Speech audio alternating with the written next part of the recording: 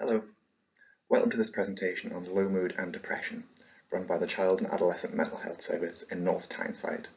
My name is Jack. I'm an assistant psychologist within the team. In this presentation, we'll start by learning what low mood and depression are and how they affect our thoughts, our emotions, our physical symptoms, and our behaviour. Once we've learned this, we'll cover what changes we can make to some of these different areas in order to improve our situation. Following that, we'll also have a look at some additional resources as well.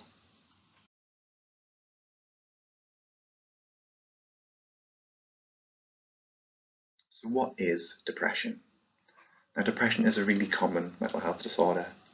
If it's something that you're concerned that you're suffering with, you're not alone. Between 1 in 4 and 1 in 5 of us will experience significantly low mood at some point in our lives. There's an estimated more than 264 million people of all ages affected worldwide with the condition. It's a leading cause of disability worldwide and one of the major contributors to the overall global burden of disease. It's up there with anxiety, schizophrenia and bipolar disorder as one of the most common mental health problems. There's a variety of different symptoms associated with depression, and some of them are listed below. We'll go through them just now. At the top there, feeling sad or empty. Mood changes are one of the most common symptoms of depression. A person who has depression may feel sad or down for long periods of time. They may also say that they feel empty or unable to feel joy or happiness. Some people might describe this sadness as despair.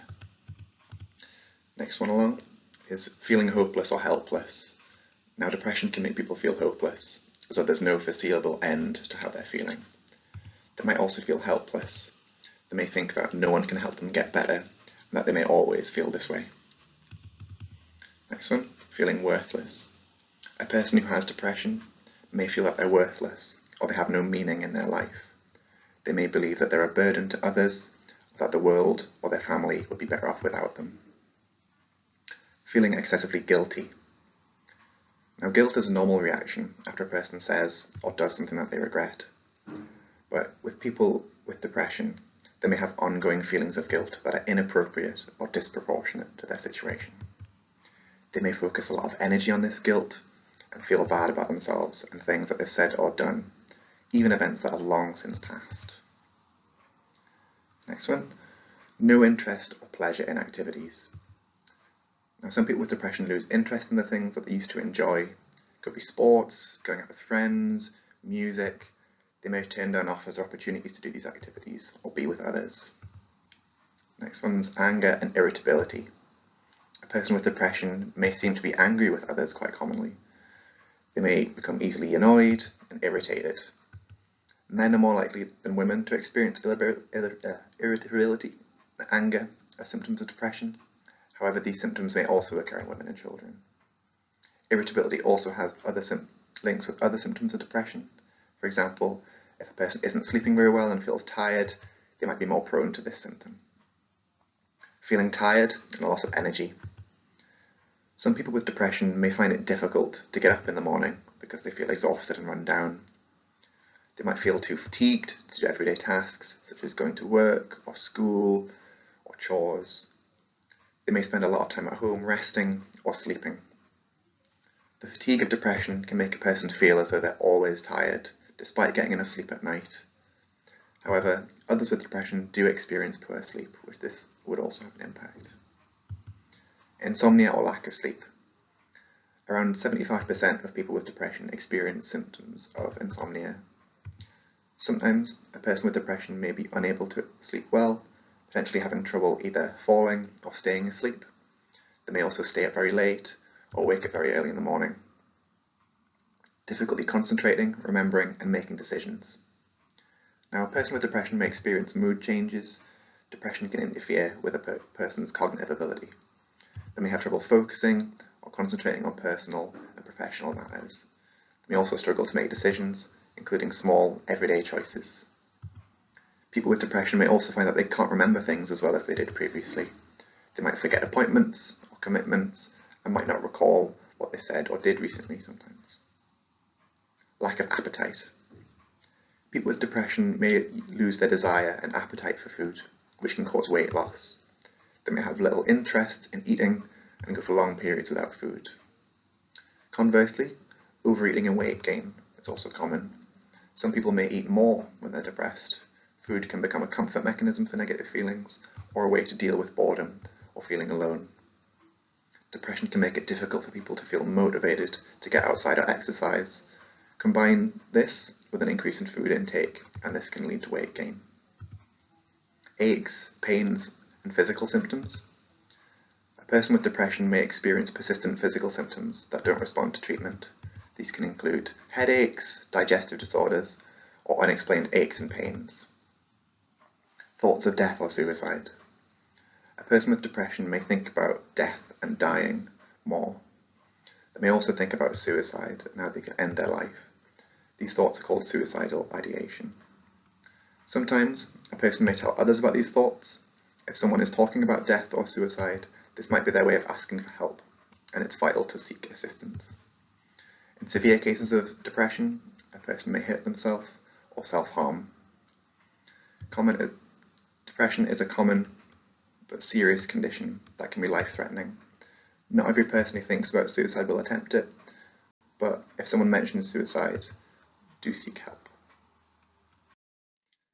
Now, as you can see, there's quite a lot of symptoms there, and I'm sure we've all felt a combination of these symptoms at some point in our lives, regardless of whether we feel we have depression or not. Often, these symptoms come in the form of short-term sadness or low mood, and we get past them in time. But sometimes we can get stuck or feel low and stop enjoying things for a number of weeks or months, sometimes even longer. Now, depression is a low mood that lasts a long time and also affects our everyday life. When our lives are affected, it can be hard to know how to improve things. If our sleep's continually affected, if we have a low energy and low mood, and our confidence is gone, we might stop doing things or seeing others. Now, this of course puts us in a tricky situation. If low mood is having an impact on our ability to do the things that we enjoy, it might even stop us from doing them altogether.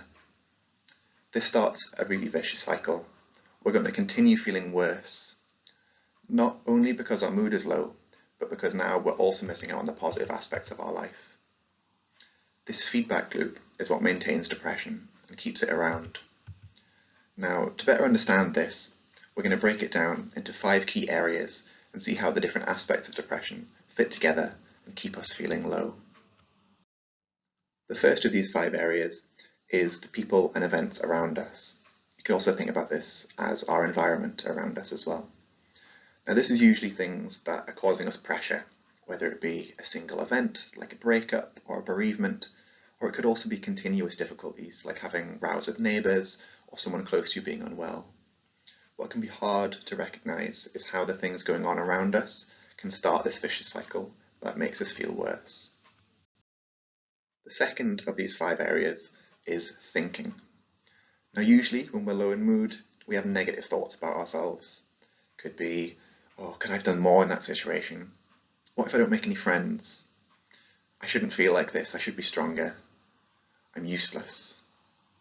We might even assume that we know what others are thinking about us. Oh, everyone thinks I'm useless. These are all unhelpful thoughts. They so often aren't true, but dwelling on them makes us feel worse.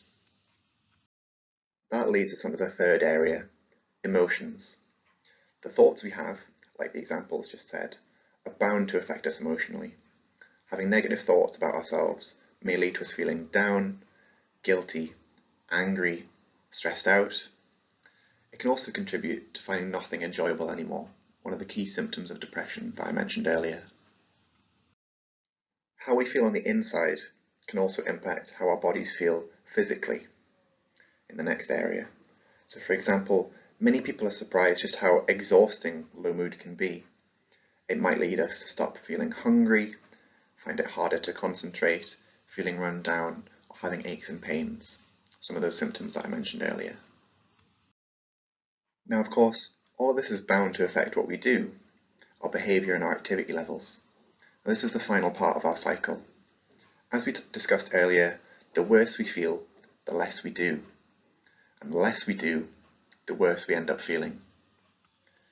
We might stay inside, we might cut ourselves off from the activities that we used to enjoy and the people we care for, or those who could act as an important source of support.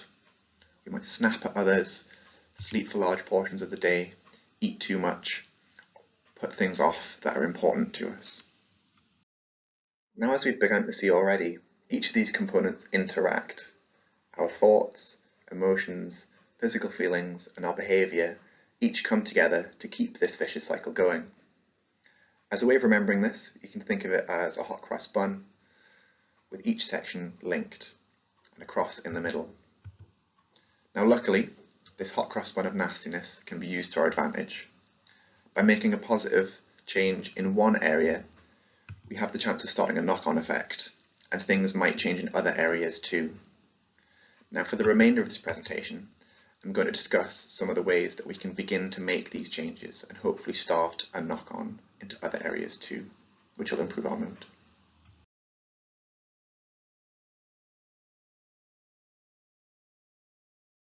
Behaviour is often a good place to start. It's what we perceive to have most control over in our lives. Now, to break behaviour habits, we need to increase the amount of positive reinforcement that we experience and try to end the negative behaviour patterns that have caused depression to get worse over time. Now, we can do this by starting to replace kind of negative, avoidant behaviours with new rewarding behaviours. By rewarding behaviours, I mean things that give you a sense of pleasure, achievement, or feeling close with others. We might say yes to an invitation that we've been previously saying no to. We might go for a nice walk. We might make an effort to speak to friends and family. We might even cook ourselves a nice meal. Now, these can be done bit by bit and at your own pace. They'll have to be so that they're realistic and that they're achievable for you. Now, of course, if our behaviour hasn't changed for quite a long time, this can be a really daunting prospect for us. We might not know where to start. If that's the case, it can be useful just to observe your own day-to-day as it stands at the moment.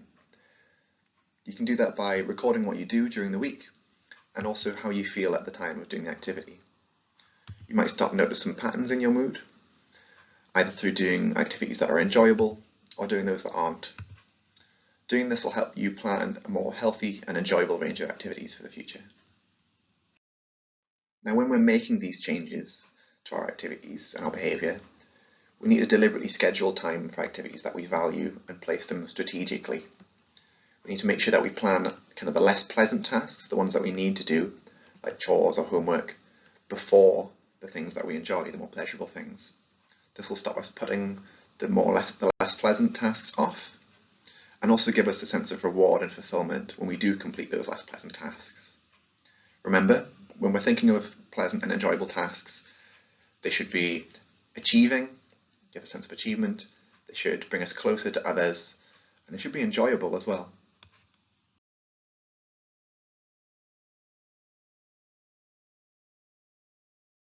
Now, the next part of the cycle that we can try to change are our thoughts. Our thoughts, of course, as we saw earlier, impact on our mood. Whenever we experience low mood specifically, there is thought connected to it. Thoughts help define a mood in a given situation. They support or strengthen that mood. With intense moods, we're more likely to distort, discount, or disregard information that contradicts or goes against that mood or belief. We're more likely to fall into what we call a thinking trap. Now, thinking traps are patterns of thought that stop us from seeing the world as it really is. We've got a few examples here below. First one is jumping to conclusions. Now, there's two key types of jumping to conclusions. There's mind reading, where we imagine that we know what others are thinking. And there's fortune telling, where we predict what will happen in the future. Next one is emotional reasoning, where we assume that because we're feeling a certain way, that must be true. For example, I feel embarrassed, therefore I must be an idiot. Next one's labeling, where we assign labels to ourselves and other people, like I'm a loser, I'm completely useless, they're such an idiot. Next one is magnification or catastrophizing, and minimization, where we blow things out of proportion, making a mountain out of a molehill, or we inappropriately shrink something to make it seem less important. Next one is should or must statements, where we use should or must or ought in contexts that make us feel guilty or like we've already failed. If we keep applying shoulds to other people, the result is often frustration. And the next one there is personalization, where we blame ourselves and take responsibility for things that aren't completely our fault. Conversely, we might blame other people for something that was our fault. Other common thinking traps are all or nothing thinking, sometimes called black and white thinking, where there's no element of grey. It's either good or bad, perfect, failure, right or wrong. There's no in between. Another one is mental filter, where we only pay attention to certain types of evidence. We only notice our failures and we don't recognise the successes. We just don't pick up on them. Another one is overgeneralising, saying everything is always rubbish, nothing good ever happened. We're being overly broad in the conclusions that we draw. And another one is disqualifying the positive, where we see the positives but we discount them. There's some reason that means it wasn't a success of ours. It doesn't count. Oh, everyone did that. Everyone did well at the test, therefore it's not worth celebrating my success. You might recognise a few of those thinking traps in some of your negative thought patterns. Now what we need to do is try and challenge those negative thoughts. We can start to try and do that by asking questions that force us to be as objective about the situation as possible, rather than using our own beliefs to interpret the situation. Now the sort of questions that we can ask are below here. Am I jumping to conclusions? Am I thinking in all or none terms? Am I overestimating how much control I have over things working out? Am I confusing a thought with a fact? Am I concentrating on my weakness and forgetting my strengths? Am I blaming myself for something that isn't my fault? Am I taking things personally which have little or even nothing to do with me? And also, how will I think about this in 3 months? Will it still matter? Will it still be something that's in my consciousness, or will it have gone? Will the moment past? Is it worth getting upset or angry about it? Just here, I'm going to mention hot thoughts, as these are often thoughts that fall into these thinking traps. Now, hot thoughts are those instant negative reactions that come to mind when we're experiencing a perceived threat or problem. If something's extremely difficult, or feeling the emotions, what is the thought that comes to mind? Now, the thought and belief, so that is the hot thought, is really closely connected to the emotions, and so it's often these thoughts that really quite affect us. They carry a charge. If we're experiencing something really difficult, we might think, the world is a horrible place. Things will never get better than this. Or, my life is a mess. Now, when we have these hot thoughts or unhelpful thoughts generally, we tend to focus on the information that supports our thoughts. What we need to start trying to do is asking ourselves, where is the evidence for that thought? Looking for ways to explain a situation isn't to say we need to prove ourselves wrong all the time. It's not. What it is to try and open ourselves up to the idea that there's often more than just one way to explain a situation or what's happening to us. It's always worth checking to make sure that we have the most accurate information. So let's go through an example. Now let's say a hot thought is, I'm always messing up. Now we've had that thought after making a fairly minor mistake. Let's have a look at some of the evidence for and against that thought. Evidence for is that, I made a mistake and it set things back by a couple of hours in my team that I was working with. I forgot a detail, that's what made the mistake. And because I made that mistake, I inconvenienced a few people. Now, the key about this, in terms of evidence, is staying objective. In that for column, we could have had statements like, I ruined the whole day. I'm horrible with details. I could tell the people my mistake impacted think that I'm incompetent.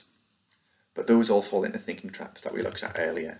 What we've got in that evidence for column are objective statements. Now, evidence against that hot thought of I'm always messing up is, well, I get things right way more often than I get them wrong. Another one is, I made the mistake in the afternoon, but early on in the morning, I did 2 things really very well. Another point is, there was no catastrophe from the error. It was minor. Next one, I'm usually good at being careful. And the last one is, Well, I apologised to the people that my mistake impacted, and they all told me that it was okay, it was minor. Now, after we've gone through the for and against arguments for the thought, we then have to switch to the role of the judge. We need to weigh the evidence from both sides to try and reach a fair and unbiased verdict. In other words, we need to come up with a new thought or thoughts that represent a more balanced and realistic perspective for what's actually happening. Now, for example, in the I'm always messing up case that we've just gone through, we could draw these conclusions. I make mistakes sometimes, but in general, I'm not careless or irresponsible. Might also be, no, I'm generally trying my best. Might be, the people my mistake impacted might have been a little bit upset, but there's no evidence that they think that I'm incompetent. It might be, I can improve my work based on what I've learned from this mistake. Now, if we keep putting our hot thoughts on trial, just like this, with our for and against, and then weighing them up, being a judge, and coming with new thoughts that more accurately reflect the reality, then we're going to begin to, with practice, it takes time to automatically think in more balanced ways, and therefore have less extreme moods over time as well.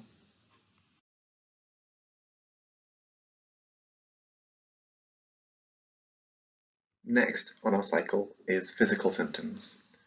Now, uncomfortable physical symptoms that we experience are often as a result of tension in our bodies. Now, relaxation, as we know, can be really good for releasing that tension, both physically and mentally. The tension that we build up is often a natural response to threat as part of the body's fight or flight response. Now, of course, this can be really useful when we're in genuine danger, but a lot of the time we're not in genuine danger, so we don't need that tension in our bodies. It's okay to learn to start letting it go and learn some relaxation skills to manage it. Some example skills that you can look up are progressive muscle relaxation, breathing techniques, and guided imagery. There's a wealth of resources online or elsewhere that you can look up. Now, another practice that you may have heard of comes really close to relaxation. It's called mindfulness. Now, mindfulness is about fully living in the present moment, without judgment and with an attitude of kindness and curiosity. It's all about breathing and noticing right here and now, both internally and externally. It's sending a gentle smile to whatever we're experiencing in the moment, regardless of what we are experiencing, whether it's easy or difficult. We experience it, we acknowledge it, and we let it go. We don't fight it, we just let it go. It's a lifelong practice to cultivate and bring into our day-to-day lives, but we can be mindful in anything that we do, from walking to brushing our teeth to eating. Now, I mention mindfulness because when we feel strong thoughts and feelings, it's really common for us to identify with them and think that they're true and take them on board. Now, this can, as we know, cause suffering, but thoughts and feelings are always going to come and go. Of course, we have conscious thoughts, we have unconscious thoughts. We can control the conscious, but by definition, we can't control the unconscious. But we're always going to be present and we're always going to experience them. Now, a good kind of metaphor of representing that is to think of ourselves as the sky and our thoughts and feelings as clouds that pass through. Sometimes they go quite quickly if it's a windy day. Sometimes the clouds are quite big. Sometimes they might be quite grey and angry looking clouds, but they do eventually pass. Now, this isn't about finding yourself. We're in the present moment. You're already here. The key is to observe from the position of ourself in our presence. Now, with mindfulness, as in any skill that we try and learn, we get more skilled at mindfulness the more we practice it. Ideally, you want to set an intention to practice daily. Now, this could be 15 minutes in the morning before school, just a little slot. It might be 15 minutes in the evening after getting back from school. Or you might want to do both. Now, as you get going, accept the fact that your mind will inevitably distract you. That's okay. It might be a song on the radio that's been really catchy and is stuck in your head. It might be certain negative or hot thoughts that come to mind when you struggle with something. That's okay. Go with it. The key is not about pushing thoughts away. That's only going to build frustration in you too. We can't control those thoughts all the time. If something comes into your head, you can't not think it. It's like that classic example if someone says, don't think of a pink elephant. First thing that comes to mind is a pink elephant. We can't control that. The key is to notice our thoughts. Don't identify with them. They don't impact on who you are. Just let them pass. The skill is noticing and bringing our attention back to observation, back to what is physically around us and what we're physically experiencing right now. Usually our breathing, as it's the most concrete thing for us. Another area of life that has a huge impact on our physical symptoms is our sleep. Now, in both the short and long term, the amount and quality of our sleep can have a huge role on our mental health, including how we feel and how we act towards other people. Now, I'm sure that we're all aware that even just one night of not enough sleep can bring on stress and a tendency to get really easily frustrated. There's lots of issues that can occur with sleep. It might be initiating, getting off to sleep. It might be staying asleep all the way through. It might be that we wake up too early, we sleep too much. It might be that, on paper the sleep looks great, but the quality of what we're getting isn't there. There's lots of different potential causes of this. Everything from stress to needing to get up to the toilet, pain, the environment that we're sleeping in, a poor sleep routine, or having screens in our bedroom. Now, the most common difficulties that people experience with sleep can be eased by some of the suggestions on this slide here. Having a room temperature, it says 18 degrees there, but a comfortable temperature, not too hot, not too cold. Next one is making sure that your bed's comfortable. If it's uncomfortable, we're not going to sleep there. Our body's natural inclination is to pick somewhere comfortable to sleep. Next one is reducing noise outside as best you can. Now, obviously, we don't always have control over that. It might be neighbours, it might be family members, things going on outside. For example, ways we can fix that are with earplugs, if need be. Another one is using blackout curtains or an eye mask to minimise light from the outside. Light is one of the single largest things that impacts on our sleep. Our body's tendency is to sleep at night. We don't want to sleep during the day. And finally, have a clean bedroom, tidy and clutter-free. Now, as well as those small actions that we can take around bedtime, there's many changes that we can make to our lifestyle more widely that can have a positive impact on our sleep as well. Now, daily exercise has been shown to improve insomnia quite significantly, although the effects aren't always immediate. Now, it's of course always something that improves our mood as well, more generally, by releasing those endorphins. Any type of exercise is useful. The key is to find something that suits you and is something that you enjoy. Otherwise, if it's not, it's going to be hard to find the motivation to do it regularly, which is something that's key with exercise, a regular course of exercise. Next one is to not go to bed on either an empty stomach or a full stomach. Light snacks are often useful around bed. Next one is avoiding drinks like caffeine, coffee, tea, fizzy pop, chocolate. They can cause shallow sleep or struggle to get to sleep. Alcohol also reduces the amount of time that we spend in deep sleep, so we're not as rested when we wake up. Now, we all know that smoking is bad for us for a variety of reasons, but it also negatively affects our sleep as well because of the stimulant effects of cigarette ingredients like nicotine that keep us awake, or again, like alcohol, decrease the quality of sleep when we are asleep. Now, if after making those adjustments to both time directly around sleep and to your lifestyle more widely, you're still struggling, you might be struggling to get to sleep, you might be struggling to sleep all the way through, or you might be sleeping the right amount, but just at a different time. You might be falling asleep at 3 in the morning and waking up at midday, for example. There is still something you can do. You can retrain your body to sleep at the right time.